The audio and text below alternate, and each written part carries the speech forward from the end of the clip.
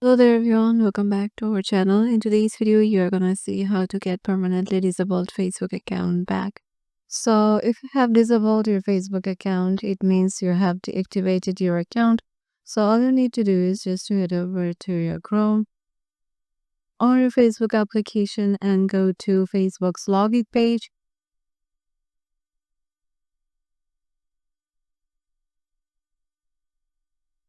This might take a while to load according to your internet connection.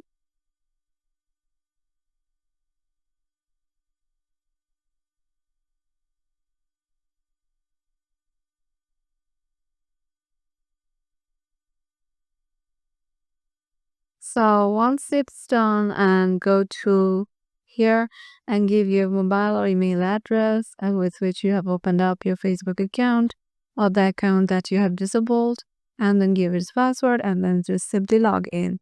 So that's what you need to do is just to get your disabled Facebook account back. Otherwise, there is no such other meticulous things to do to get your account back. It's just simple login and that's it. So yeah, this is how you can do it. Hope this video will help you out and we'll see you in the next video.